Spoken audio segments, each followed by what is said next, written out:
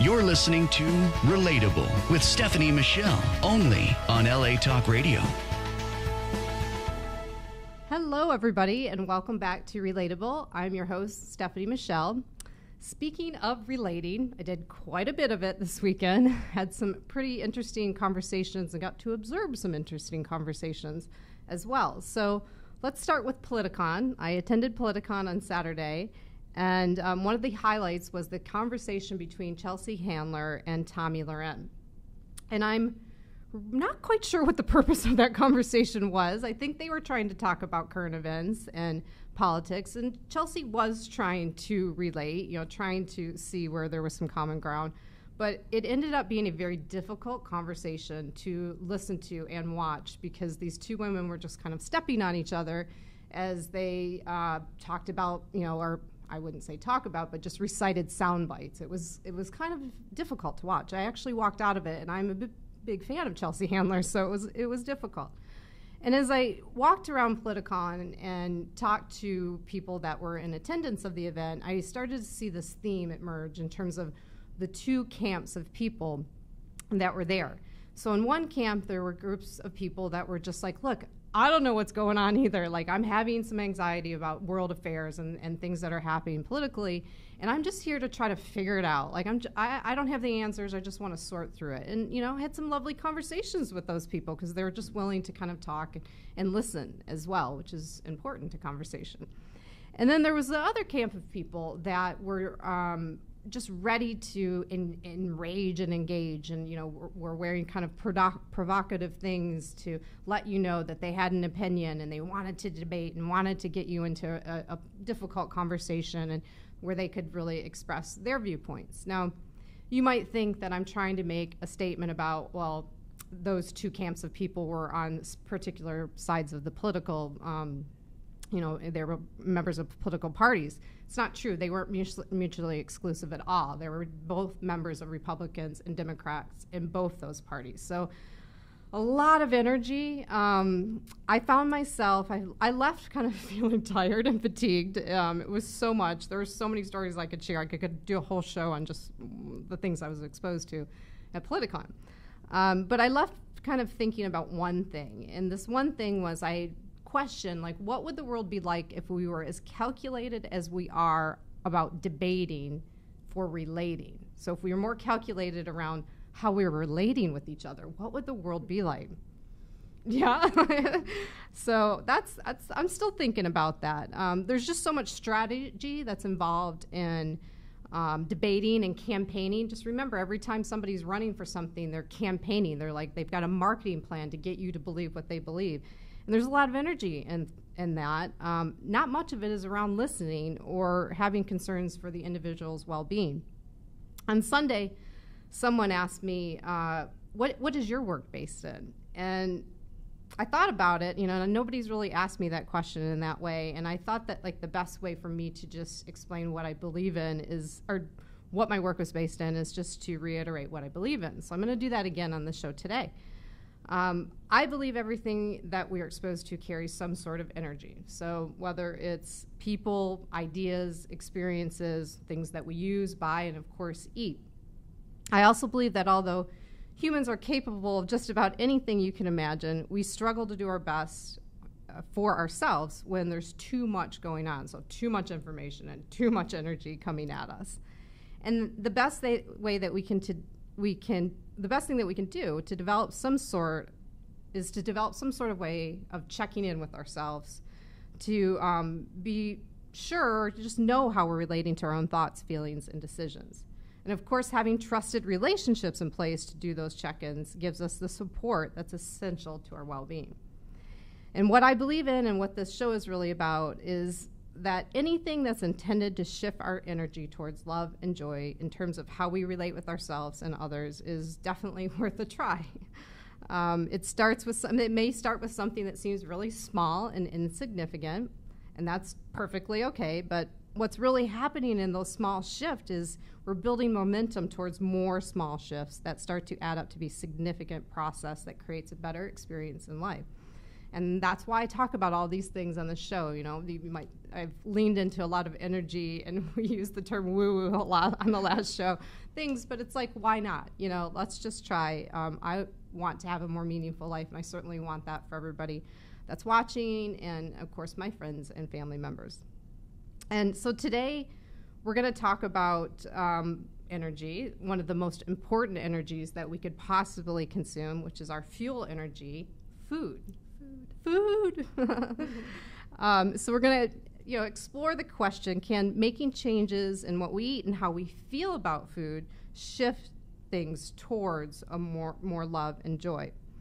And we're going to explore the answer to, explore that question with my guest, Angela Doss. But before I tell you or share with you her official bio, I'm going to share something about Angela that I believe is proof that she knows about love and joy. And she doesn't even know I'm going to share all this. She's like, what are you going to share? But recently, she knows a little bit. Recently, I won a bid at a silent auction charity at TRC at the Relational Center. You've heard me talk about it here. And the bid was for this amazing basket, huge basket, heavy basket. And thanks to my friend Dion that carried the basket out, because it was indeed very heavy. And I'll tell you why in a minute. But the basket, I'm going to read the contents of the basket. And Angela's the one that put the basket together, okay? So the basket was called, at first it says, Therapist Approved Shitstorm Survival Basket. So right away we know you have a sense of humor. Thank you. Yeah, so she conceived it and she compiled this basket. And in it were first 2 bottles of wine, okay? She got my attention with that. I can deal with that. And I'm a Sauvignon Blanc drinker, so that was like, Perfect. That was one of them. There were 2 pounds of chocolate, 2 pounds, both milk and dark. And so thank you, Angela. I know how long it takes me to eat a pound of chocolate, which I will not reveal today. Well, the shitstorm may continue. Yeah, exactly. There were also 2 bags of yummy chips, salt and vinegar, which I love, and cheddar. And a NLB, a Major League Baseball foam baseball bat and ball, which my neighbors and I have decided that we are now going to use when we need to work out some aggression. We're just going to do that in the basement of our building. There was a poop emoji pillow, and yes, I said poop emoji pillow. And this pillow now sits, so I have a chair in my bathroom that was intended to be my spa chair, that I would put a mask on and I would just sit in my little Zen chair. Well, my dog said, no way, that's my chair. And my dog now sits in the chair, mostly while I'm going to the bathroom. So I always have 2 sets of eyes on me, or 1 set of eyes. Now I have 2, because the pillow is sitting there with him on the chair. So that's fun. I've had some laughs about that. The next thing in the basket was 2 adult coloring books.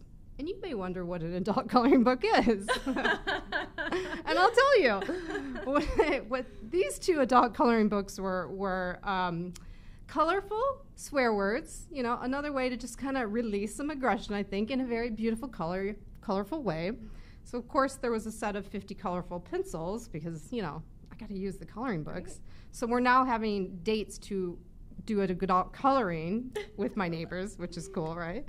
There was a stress ball, which, by the way, my dog is just eyeballing it. Like, he sees it, he knows it's not his, but he really wants it. Of course. Yeah, like, that's not your ball.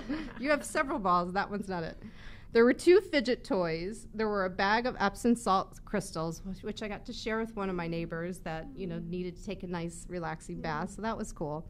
There was the Himalayan natural rock salt tea light candle holder, which is awesome, and I love the light that it gives out, but I'm giggling because that was the bulk of the weight in the basket, and you couldn't see it. And my friend Dion was just like, oh, yeah, I got it. It's heavy. And I had no idea how heavy that was until I picked it up later and went, oh, my gosh, it was really heavy. So there's that. An aromatherapy candle, lovely lavender. It was awesome. A smudge stick of sage. Don't know when I'll need it, but I'm sure I will at some point. And last but not least, a soft sleep mask. So I just got a real sense of who you are from that, like both from like a well-being, like really caring what you were putting out in terms of like thinking about somebody's well-being, and humor. Yeah, a little that's joy. important. Yeah, a little joy and humor. So that's Angela, but now I'm going to read her official bio before we start, okay? Adjust myself. Yes, be official now. This is the official bio. All right, so this is Angela Doss. She's a registered marriage and family therapist intern and counselor in residence at the Relational Center in Los Angeles. She received her MA in clinical psychology at Antioch University in Los Angeles and her BA in journalism and mass communication from the University of Oklahoma.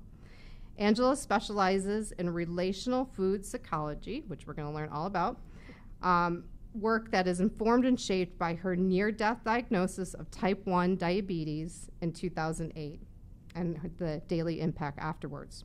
She strives to promote sustained well-being in her clients by facilitating increased awareness and leadership towards relational interdependence, embodied living, courageous integrity, I love that, and social and environmental responsibility. Yes. That's the official hi. How'd you like having both of those as your introduction? Like that was amazing, and like I really appreciate it wasn't listed on the things that were included in the basket, but I love that you just intuitively reached for the neighbors and the friends to share it with. Yeah. I love that. Yeah, well, I mean, it was so big. I should have taken I'll post a picture of it later. It was so big, it just was meant for sharing. Like, I did look at it like, well, if I'm going to bid on anything, why don't I get something that, I might maybe regift, parts of it. I don't know, like just do something that's going to do more than just something for me. Yeah, so it sounds like the right person won it. I feel like, I feel that way. I feel that way. And that's how we got to here. Yes. So, like, that there's just some, like, human connectivity in the whole experience that's working. Yeah. That's working. So, before we start on today's topic, I like to ask every guest that comes on, is there anything that you just want to clear out that's kind of distracting you before we have this conversation, just as a way to kind of, okay, let me move that out? Anything that you want to share or talk about? I mean, I always just like, anytime I'm doing something new or a little challenging, and talking about food is always a little challenging, I like to just check in with my body, and maybe not make meaning out of the things that I find, but just name them. So right now I'm aware of my heart beating. I was aware, as you were speaking earlier, that like my energy just kind of became a little more centered and a little more grounded as I got to learn more about your experience with the basket. I'm aware of some dryness in my mouth, and like that's what's happening in my body. And I'm also aware that we are not alone. Physically, we're alone in the room. And, as a therapist, I'm not necessarily on camera a whole lot, so I'm used to relating to bodies in the room. And I've been wondering, like, how can I bring everyone who's watching, like, into the room with us? And I guess I landed on, that talking about food is very personal. It's very primal. It's very political. And I guess my invitation to everyone watching as a way to join us here would be to just notice, like, as we're talking about this, like, what comes up for you? What do you notice in your body? What thoughts or what stories are coming up? There's probably maybe, a personal experience that you've had. Maybe there's a trauma related to it. Maybe there's a real value that's being stirred up as we talk.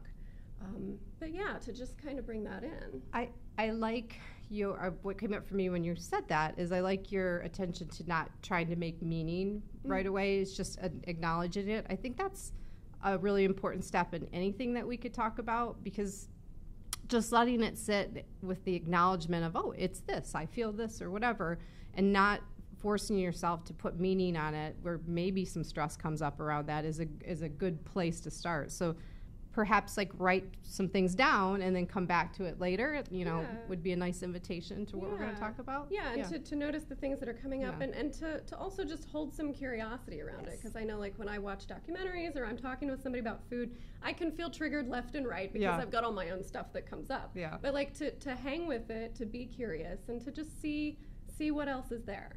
Awesome. I love that. So there's the invite. We'll still have a challenge at the end of the show to kind of bring it full circle, but there's the invite to listen to the show. All right, so let's dive in. What is relational food psychology? It's a fancy term that I use to describe the work that I'm trying to put out into the world. And it's based on, so at the Relational Center, as you know, we practice in the sense of relational gestalt. It's often got some narrative roots. And there are plenty of people who are experts who can describe the theory and the particular practices, but at the root of it is that gestalt, when translated from German, means wholeness, to be whole. And so there's this real sense of like noticing where we're fragmented, noticing the parts of ourselves that we've discarded because of societal expectations or conditioning or all the messages that we're getting that we think that others might not approve of or that we don't approve of. We tend to shove that down and like put that aside, which, you know, happens with food too, right? Right. So that's sort of where integration and integrity comes in. And then relational simply means that we come at things from the viewpoint that we're always in relationship. We're always in relationship with ourselves, with each other, with our bodies, with the culture, with the environment. You know, there are all these different facets that are constantly informing our experiences. So relational food psychology is basically relating to food with this sense of wholeness. And that means also not just in terms of our personal relationship with food, but acknowledging that food is the intersection of, as I said, body, culture, environment, traditions. It can be a lot of symbolism can emerge when you really start to ask yourself, what is food? What is the nature of my relationship to food? It just becomes this huge open doorway into, you know, as I said earlier, politics and, you know, how we establish boundaries for ourselves, how we need to be in control. It's just such a rich and fertile place to explore. Yeah, and it's fuel. I mean, it's all of those things that you just said, but it's also like the vital fuel that we need to actually even live. So there's so much importance here. All right, well, so that's what it is. Can you kind of tell me? We talked about diabetes in your profile, in your bio. Tell us more about that story. Like, what, you know, there's obviously a personal connection with why you're focusing on food. Can you share a little bit more about that? Yes, absolutely. And there's so much to share. So I've been trying to consolidate it just mentally even. It's always a challenge. Yeah. So there's so many places to begin, but I will begin with just the diagnosis of it, which was almost 10 years ago when I was 27 years old. And I can consolidate it this way in saying that the way I had related to food prior to that moment was much less really aware, and not in a negative way, but just in like a more carefree kind of way. You when you want kind of I mean, you know, a little curiosity I noticed throughout my life about diet, nutrition, that sort of thing, but like never really having maybe a reason or a cause or a shift that really got my attention as this one did. My blood sugar at the time was a whopping 1,600. And for those who don't know that, the way that it was explained to me in the hospital, I was there for 5 days, so I got to hear all kinds of information and feedback. The way that it was explained to me was that a normal person, a person with a normally functioning pancreas, right, will experience blood sugar fluctuations between 70 and 110. So that's considered like the normal range from the medical perspective. That you can go into a coma, a diabetic coma, at around 300 or 400. The most that the doctors and ER people at my hospital had seen before I came in was 700 or 800. Oh my gosh. And so, it was a big wake-up call. I had doctors coming to me after. I had been through the majority of my stay. They came to visit me to check on me. And did you go in just feeling sick, or did you pass out, or how did you get to the hospital? I was I mean, the symptoms had kind of been building over a few days, and there's a lot of like detail that I don't need to go into, but I was basically like, my boyfriend at the time had come over and saw me lying on the sofa, really out of it. He described it as seeing like I looked like a dead cat with my eyes rolled back. Oh, so it was, like pretty powerful. So it was an emergency situation. It was an emergency situation, and of course, very grateful to him for driving me and getting me there. And but anyway, so yeah, that obviously a very attention-getting period in my life. And so then, speaking with all these nutritionists and getting all kinds of input and feedback about now, I have to really be on top of my relationship with food, and well, not even relationship, like that word isn't right really integrated into the, it's like, it became very mathematical. It's more about, did they say diet probably, Diet, right? yes. So suddenly, go ahead. And well, even just the way we both just said diet, it's like, it's not even like I'm already sick and now I've got a diet. Like it's just another layer. Yes. Yeah. So my experience in that moment was this shift of like, kind of this carefree attitude, and suddenly like it's life and death now, like my life depends, and there's so much to learn, and now there's all these like medical devices, and like at one point I wanted to throw one across the room because I just didn't want to be diabetic. I didn't want to have this thing. But now we're going to zoom forward because we probably want to move on to other things. But so yeah, it just made my interaction with food much more mathematical and rigid, and I started to get kind of annoyed and confused by some of the medical feedback that I was and the instructions that I was getting, and just felt like, I think intuitively, that it wasn't allowing some part of myself to be with the experience. So I started exploring and watching all these documentaries and, kind of self-educating and seeing what was in the culture around like relationship to food and restoring health through diet. And at one point decided to be adventurous and take myself off of insulin entirely, not in line with my doctor's advice, but he knew about it, and just manage it with diet and exercise. And at the beginning, it was a very empowering experience. I did have some good results. And as time went on, I noticed that I was making myself really crazy. I mean, not like diet's not the only thing that impacts blood sugar. It's also stress. So at the same time, I'm like being really rigid with my food. I'm also totally stressing myself out, and doing everything right, it just also didn't seem to really give me the blood sugar numbers that I wanted, or the emotional and inner peace that I really was looking for.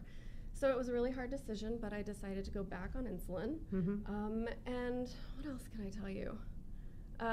It basically just like, there were a couple of choice moments, I think, in that experience, where I realized like I can go down this path and make myself really stressed and really crazy, or I can be more gentle and compassionate with myself and like just be more curious about what's really happening. And so I think that's something that I've just encountered in the world, and like talking about my own relationship with food, is how there's so much shame and there's so much isolation, and unless it's in the context of like a medical condition like diabetes or an eating disorder or dieting, as you were saying, like which can all feel very shaming and based in isolation. Unless it's in that context, there's not often room to have a conversation about food. There's just so much stigma attached to it. And it's also, it's kind of, it's these little comments that add up over time that are sort of hurtful. Like, oh, I ate pizza yesterday and I shouldn't have, like it's not this whole, shouldn't, it's not this whole like full body approach to like, okay, I need to start paying attention to what I'm eating and like, how do I feel afterwards? Is it giving me energy? Is it creating fatigue? Am I have a headache? Like there's not that. Yeah, and we've deferred a lot of our authority to the doctors and the experts, and we're, like you're saying, we're not tuning in. There's a really great story in one of the books I think you're going to list in the resources about a man who was eating Big Macs and went to his nutritional consultant and was like, I keep eating Big Macs and I need you to help me stop. and the only intervention that the nutritionist gave him was, maybe just slow down. Like too slower? Don't force yourself, right. Don't force yourself to give up the Big Macs, but just maybe take your time with it, Just like really sink your teeth in, And so the person in the story, like, implemented this intervention. He's like, okay, I'm gonna eat my Big Macs more slowly. And he did, and he came back to the nutritionist and he said, guess what? I've stopped eating Big Macs. And the nutritionist was like, oh, well, how did that happen? What shifted for you? And he says, I just realized that when I slowed down, I could actually taste the food, and I don't like Big Macs. That's a great story. Isn't that a great story? That's a great story, yes. I mean, we're so obsessed with like what we should or shouldn't be eating or doing that we don't realize we don't actually even know. Yeah. What came up for me when you were sharing that is, I have a tendency to eat very fast, like, and doing multiple other things, like the TV's on, or I'm at the computer, or, just always something else and too fast. And like, that really triggered some thought in me that, maybe I'm not even enjoying what I'm eating, or, or could you be eating too little or too much if you're not paying attention to that too? Because I think that your body will tell you, okay, you probably need to drink some more water right now, or you're full.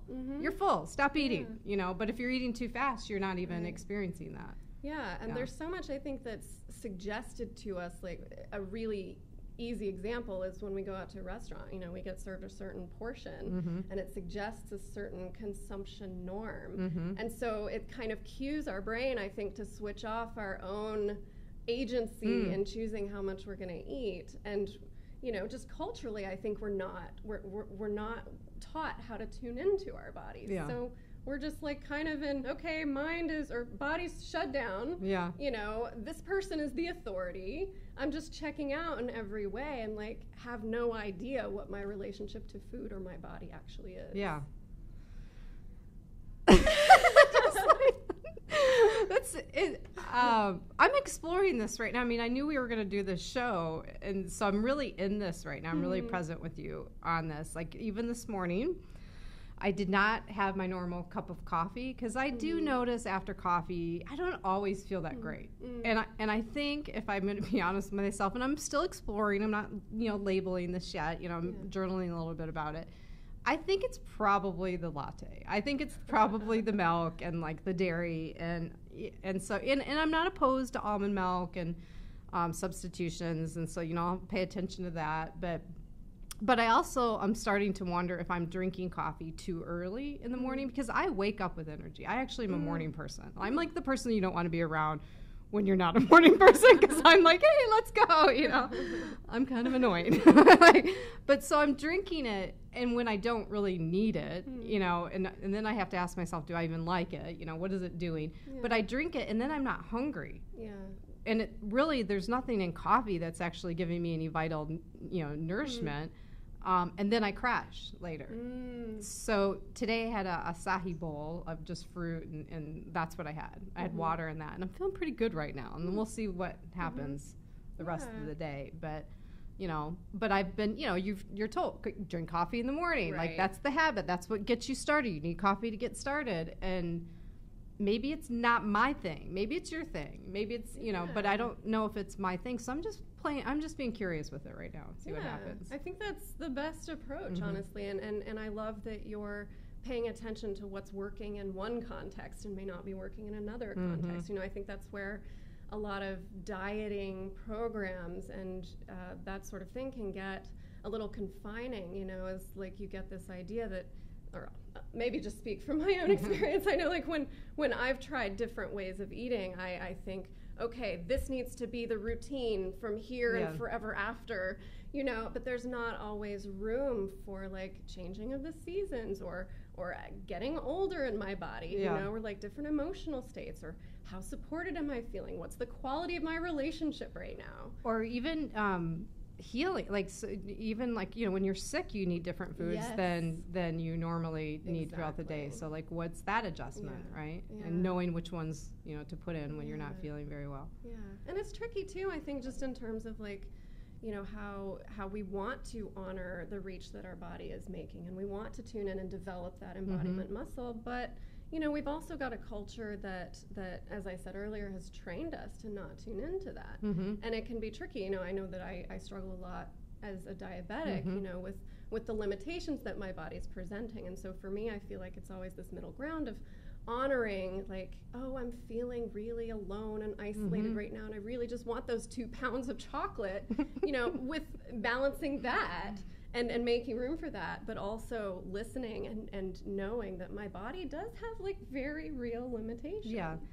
I like that you pointed that out. So, she's here to talk about food, and we've not labeled good and bad food. We're just talking really about paying attention to that. And you got to remember, in her basket, there was wine, there was chips, and there was chocolate, knowing that it's okay, you can have these things, but also, like, paying attention to how those things affect you and when you're reaching for them and what else you might need, and exploring that, right? Yes.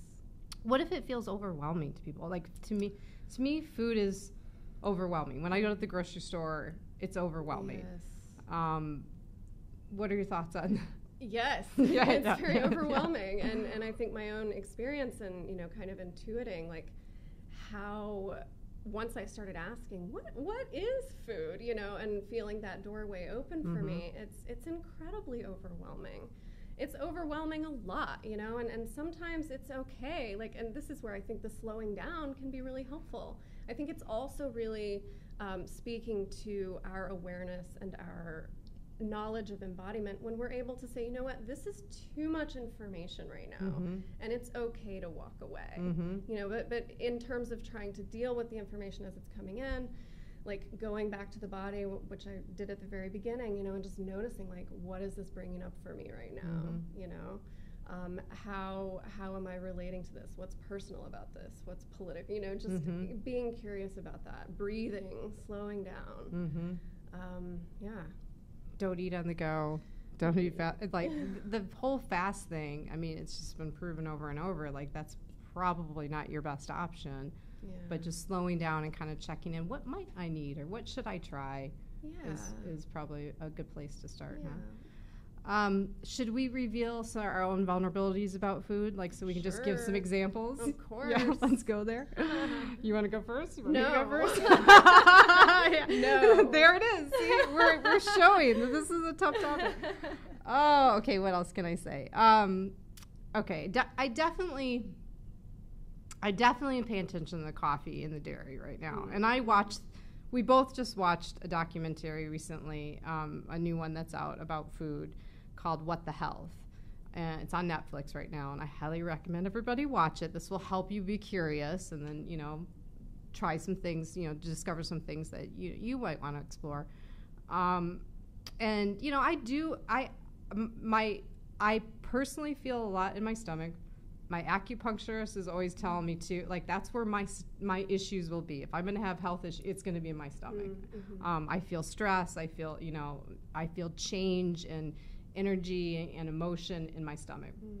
And so, it's more times than not that there's something going on down there, whether it just be plain hunger or, or, ooh, that didn't sit right, or, oh, there's just a little emotion I got to deal with. There's something going on. So I definitely eat. Like, I definitely am an emotional eater. I'll reach for something really quick to sort of, like, I don't want to deal with that, instead of, like, well, what could it be, or get ahead of it. I think getting ahead of it might be my biggest challenge in terms of, like, what I'm keeping around the house. So I'm reaching for something healthier than, like, oh, I like this,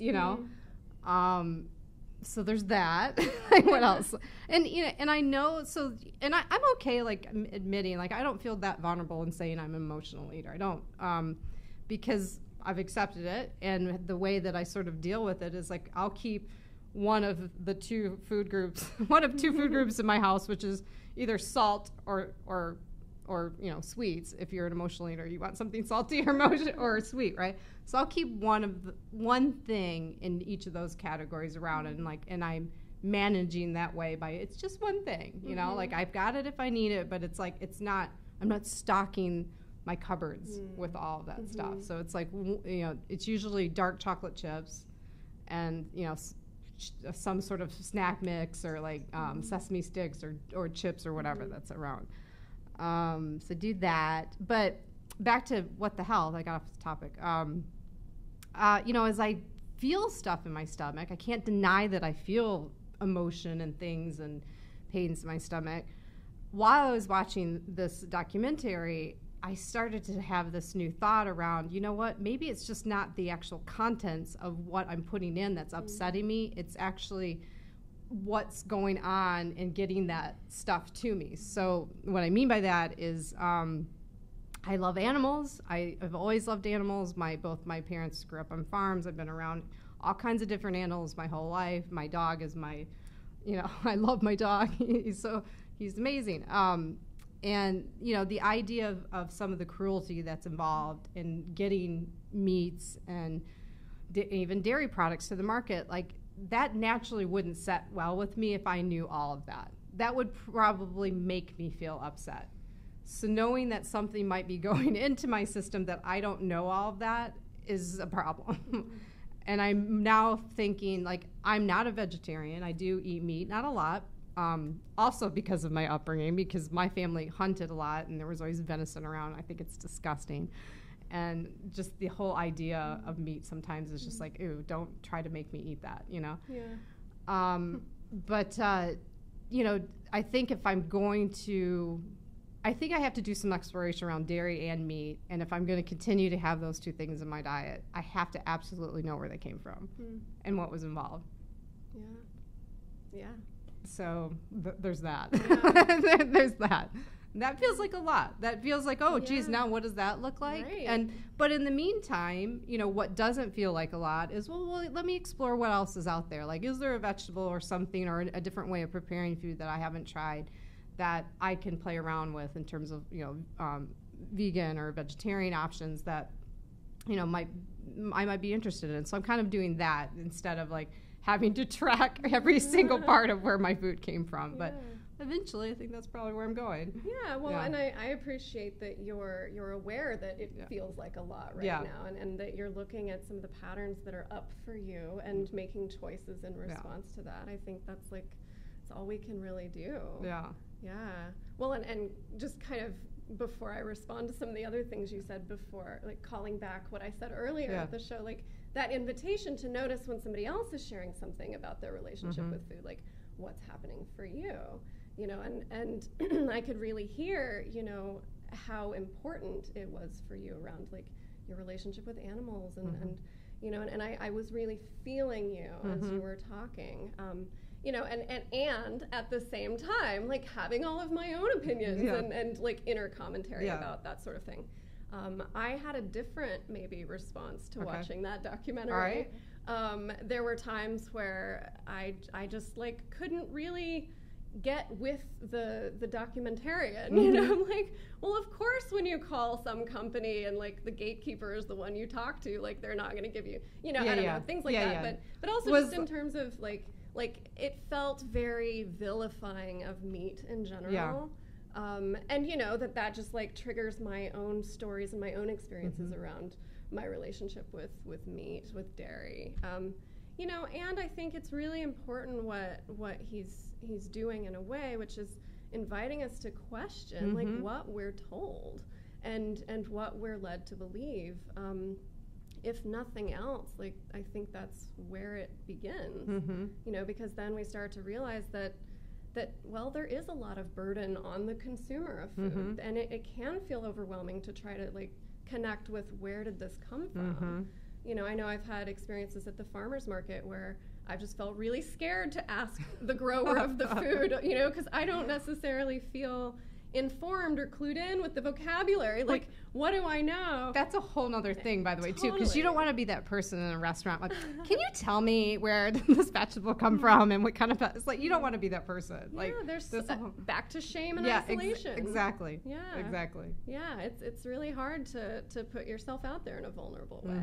And that's actually something that I do in my work, and we, with my collaborators, we do in this work, which is we spend a lot of time validating, like, just the reach for food. We spend a lot of time validating just having preferences, because there is, as you're saying, there's so much shame around that person that's asking all those questions that, that we don't feel necessarily equipped to answer because there's just such a lack of information. And I don't think that's entirely accidental. Did you get that from that documentary, or did you've always... What do you mean by that? What do you mean? Part? You don't think that that's accidental? Entirely accidental. Entirely. There's an air quote around it. Yeah, no, I mean, I have my own conspiracy theories and whatnot, but there's also just the evidence of consumer behavior research. I think there's a tremendous imbalance in like where the information is. There are these companies, big food industry, agriculture companies that spend a lot of money and research on knowing why we reach for certain things and capitalizing on that. And what kind of additives you can make put in the food to make Hacking it more addictive. Our physiology in a way that makes it more difficult for us to have agency in choosing. Yeah. So what I'm hearing, if there's a theme to what we're talking about today, is maybe just giving more time to your thoughts around food and your decisions around food. Like even if, the example of being that person that's like substituting everything or asking a lot of questions at a restaurant, like even just a little bit more research of like which ones you're going to go to, but like making it more of an important thing. Without it, we can't live, so... But I know, it's more of a habit for myself and most of the people that I know to like make these fast decisions. Where are we going to eat? What are you going to eat? That's what I say. Fast. It's like a lot of fast decisions and a lot of like habitual decisions where a lot of things get left out of the expiration, which should be considered, and you might have a different experience with it. Like the only other thing that I was thinking about and prepping for this is there's a place by my house that prepares, what do they say, everything. The food is prepared under 118 degrees, so it's raw. It's like vital nutrients and enzyme intakes, making it more bioavailable and nutrient dense. This is why they do this. And they're really clever about like making like tacos or whatever out of it. So it's like you don't read the menu and go, what is this? Like, I don't want to eat this. It's like stuff that you know what it is, but are they mimicking like your favorite meals, but prepared this way. And I do notice, and like, so this was something I definitely like a couple of years ago wouldn't even go in there. And, but I do notice every time I eat there, I feel good. I like feel really good. Your body responds. I have a lot of energy and like I feel really good. Now that could be a comparative to a number of things. Like it could mean lots of things I'm eating are not so great, or maybe because I'm slowing down to make this decision, like some of that is involved in making it a better decision for me. Who knows? I'm still experimenting and paying attention to it, but. I actually like the food, and I'm kind of a picky eater, so I don't know. Encouraging people to be, curious, I guess, is what it is. All right, well, let's talk. Should we talk about being vegan? And I mean, what are your thoughts? Let's just go for it. Yeah, let's talk about it. So my thoughts on being vegan? vegan? I want to hear your thoughts. So just another invite to everyone watching to just like tune in. I'm not a nutritionist yet, and so like I'm not gonna like speak to different nutritional recommendations. I'm just going to say like my own opinion. And actually the first thing that comes up for me is something I mentioned earlier, which is how when we're identifying with a particular way of eating, I think it can eliminate the allowance for there to be room for change. And I get it, like I totally get wanting to wave the banner of all of the things that a person values and stands for. And I think it's great to just have that awareness, that's maybe where it's coming from. I am not personally vegan. I don't advocate for veganism. My boyfriend is actually a holistic health doctor. And so he and I have conversations all the time, and he's actually been vegan and he's had his own experience with it.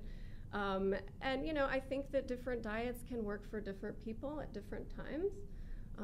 And there is, a foundation of scientific information we have that tells us, how certain things work in the body and how certain things cause inflammation, et cetera, et cetera. And I also just really want to honor what you said earlier in your share about, recognizing that it might not be the content of the food itself, but that where the food was coming from and that might not align with your values. And I think that's so important to name. And I love that you have that awareness. I think one of the biggest things for me when I'm encountering or struggling with, trying to adhere to a particular diet plan is just being aware of how stressed I am about that. I mean, like, we know, and we who are trained in clinical psychology, we get training in how the body responds to stress, right? And so very important, and probably the one thing that I would say to anybody, if I wanted like one takeaway, would be when we're stressed, our body shuts down the digestive process. We can't salivate. The digestive juices just shut off. Our intestines can't do the peristalsis motion to move things through. Like, our digestion shuts down because our body thinks there's a tiger or a bear. Like, it doesn't know that we're not running from those things. Its priority is survival. It's not going to take the time to slow down and digest my food right now. So that's something that I'm always weighing when I'm choosing what food to eat or what not to eat is this a stressful situation for me? Because I could be eating the healthiest, foods possible. Maybe all experts agree that this is the thing that's the healthiest. I could be eating that thing, but if I'm stressed about it, I'm not going to be able to absorb the nutrients. I love that, Cher. And what came up for me in you sharing that is also, again, how important it is to slow down and pay attention. And maybe if you are stressed or you're eating on the go, and anything involved in eating on the go, there's stress involved. I mean, you can almost guarantee, like, you're on the go. You're like, you've been the taskmaster all day. You're multitasking and you're fitting in food, which just sounds ridiculous because it's your fuel. It should be, I'm planning for my food. I need to have food. But maybe there's something about even taking a couple moments, like, okay, I acknowledge that I'm stressed and I need to make a good decision about food right now. So how about a drink of water? How about a couple deep breaths? Like, something to just take a little bit of that stress away and then make the decision about food. Just to introduce a little awareness. And that is mindful eating. If you're busy, as you're suggesting, and you just happen to take a moment and notice, gosh, I really would like to be able to slow down more right now. And this context is not really conducive to that. But just acknowledging that is a huge shift in and of itself. I love that. I think that's really important. Okay, well, I have a couple more questions. So I think you're going to probably be able to tell me more about this, but I have some thoughts that maybe there's some connection to, like, the texture of things that we reach to at certain times. Is there? There's some fun research. Again, I think that, like, the food industry kind of seizes a lot of the research. But yeah, there's some fun research around, like, and this is kind of why I chose chips for the basket that you bid on, that crunching and chewing is tied with releasing aggression. So, and thinking of, like, well, how do we survive this shitstorm right now? Obviously chocolate is an immediate first choice. Right. But, like, there needed to be some crunching too. I just really felt that. And then one of my colleagues was doing some research around food, and one thing she came across, which she could speak better to, but one thing she came across is that there are nerve endings in our lips, and so when we press our lips together, like, they can have a real calming effect, or just, like, touching our fingers to our lips, like, there's something happening there. Well, that makes sense. So maybe, like, a smooth pudding could be relaxing because it's kind of hitting on your lips, and kind of sounds sensual too, which is not food is sensual. It is. Temperature, is there anything, like, involved in why we reach for certain temperatures? I mean, probably. I don't know that I'm necessarily the expert in in some of these things. I think what feels more important to me, or at least worth noting, is just like some of the things that you're doing, which is, like, being curious about the reach that we're making. Like, is there something about hot or cold that I find particularly soothing? And to try to develop that muscle, and sure, like, all the research can be super fun. Like, it's super fun. But just like a walking social experiment. I love it. I love it. Okay, so last question on this. I think we've talked about it, but let's just drive it home. Sure. If somebody's wanting to explore this, it's like, I kind of want to pay attention to my relationship with food. Where would you tell them to start? Noticing, like the language, even just how we talk about it. You know, you made a reference earlier to good and bad and healthy and unhealthy, and that is one of the first conversations that I like to have with people, is just noticing the language, noticing the shoulds, and it makes sense, right? Because like, as we were saying, there's so much information around food everywhere we go, left, right, center. Like, we're being bombarded with all kinds of information about diet, nutrition, body image, blah, blah, blah. You know, and so it makes sense that the mind would want to kind of collapse into, this is good, this is bad, this is my dietary program, you know? It makes a lot of sense. That can feel very comforting. And my invitation, as a person is willing and at their own pace, is to slowly open up and slowly become a little more curious about what might be happening for them, the stories that are coming up.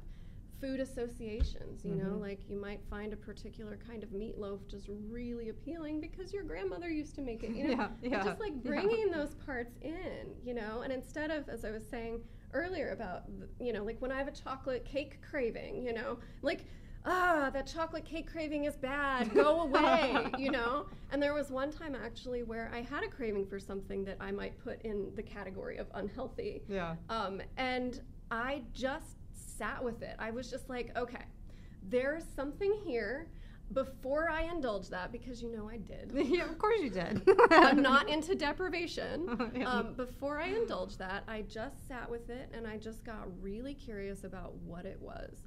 I was in a very emotional space at the time, and I just kind of went to this imaginal place, and what I experienced was myself as like a baby, an infant, you know, and I can't speak to what actually happened in my infancy, but the feeling that came over me was just like sadness and loneliness, you know, and then I started to cry, and then when I had the chocolate cake, it was with much more awareness and appreciation for what my body was actually reaching for. Wow. Yeah. And it like kind of meant that I didn't need as much because I was more aware of what was really under it. Wow. Another invitation right there. All right. Well, this was great. This was a really good conversation. I think it's a great place for people to start. Angela's shared a bunch of books that, you know, she uses as resources for this, just to kind of open your mind to explore your relationship with food, and I'll be sharing those in the archives. So we'll have lots more information if people want to explore this topic. And we are close to the end of time, so you're not going to get a funny little question here. Oh, no. No, oh, no. That's because we talk so much. We could talk forever about we had good nutrient, a nutrient-rich conversation. We did. We did. But the most important thing that we're going to do is definitely heart swell. So, so on Relatable on the show, what I like to invite guests to do is just to put out a tribute or some thoughts towards a person that's really just showing up in a meaningful way in your life. And this is an opportunity to give them a shout out. And, you know, one of the reasons that I do it, you guys have heard me say this a million times now, is, you know, I believe that it's good for us to see that sharing deep emotion is not scary, that we all can do it, and I think by seeing people do it, we just raise the level of empathy in the world, because we see more of the connection that people have with each other, and I like the idea of that. So great. That's why we do it. Yes. Do you have someone in mind? I have a couple of people in mind, and I'll try to be brief. Okay. But before I get into people, I actually really want to just acknowledge the Relational Center, Yes. because if it weren't for them, I wouldn't be able to explore this fun pairing of food and psychology. They really create a space where I am encouraged to step out into the thing that pulls me and collaborate with people and like really develop my own leadership. And so I just want to say that thank you, Relational Center. Mutual love for the Relational Yes. Center. We love them. And then I also feel like it's really important to acknowledge my partner, who is also just a beautiful container for me in so many ways and lets me bounce ideas off of him. And he's really great at allowing me to experiment and like arrive at new discoveries. Yeah. And he just holds a lot of space. So thank you. And then finally, I met someone recently who is doing a really fascinating kind of work around, I think she calls it representational confession. It's around religion. So in a way, I feel like kind of coming back to this theme of integration and wholeness, meeting her has changed my life, because she basically engages in the work of hearing people's grievances around religious or spiritual traditions. And I think to some degree, maybe we all are impacted in some way. And so she heard some of my grievances and just embodies this role of taking ownership of the things that have hurt me over time and apologizing. Right? Wow. On behalf of religious institutions and spiritual traditions. And it was just such a profoundly moving experience. And also something I didn't even know I needed, you know, and I really thank you, Katie, for doing that incredible work. I think it's a really important thing, and I appreciate your awareness and even like stepping into that and offering that to people. I'm so touched by what you're doing. I love the sound. I think Katie needs to come on here, because this is one thing I haven't talked about on the show yet, is religion, and I definitely have some thoughts and feelings around that topic. She'd be a great guest. Oh, yes. That's amazing. I'm so glad that you brought that up. And I often say this, I wish people were in the studio in certain moments, and this is one of those moments where I just felt the whole full connectiveness of like how you're sitting here and how we know each other, and just the richness of what's happening at the Relational Center, and like how much I want people to have that experience. It is interdependence in practice, you know, and it feels so good. So important. So important. So yes, I wish people could feel how that feels right now. I will try to bottle it up somehow. I don't know how, but I'll try to figure that out. That'll be my next exploration. But I thank you so much for being here and talking about this. And, you know, Angela talked a lot about in her story, she could have elaborated on the story. So if there was something there that you want to ask her a question, you can reach out to her at angeladoss.com. I'll also be sharing that in the archives. You know, she's here. I'm sure I'm speaking for you. I'm sure you're doing a great job. Yeah, I'm sure you'll appreciate people reaching out. I would love that. Please do. So there you go. So we have that, and we'll have some great resources to share. And with that being said, that brings us to the end of the show. Next Tuesday, I'm bringing back Coach Robert Graves, and we are going to do an ask and answer show. So we're going to do a whole show of us just taking questions via Facebook Live and maybe some call-ins. I haven't done that yet, so it's going to be kind of brave and vulnerable of me. But we're just going to, you know, you're going to be able to ask us a question about anything, and we're going to ask one back. Whoa. So we're going to be in conversation, and I want to hear, what do you guys want to talk about? That's what the show is going to be dedicated towards. So awesome. That's next week. What else can I say? You know, if anything, you want more information about this show or something that we talked about, reach out to me at Love More Now on Twitter and Relate with Steph on Instagram. And the challenge that I think that we should have for today, the social challenge, is, again, that invitation to just trying something new, but maybe do it with a friend.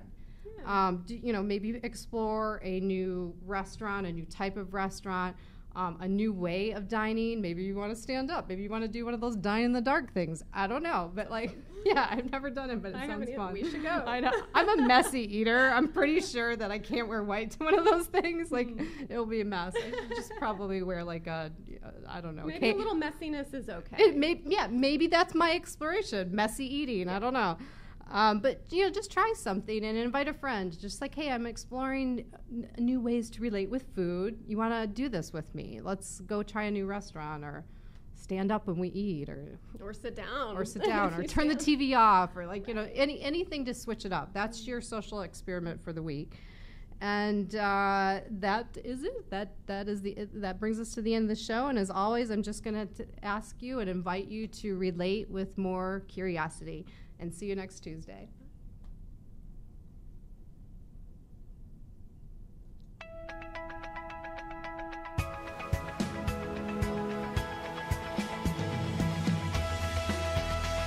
You're listening to Relatable with Stephanie Michelle, only on LA Talk Radio.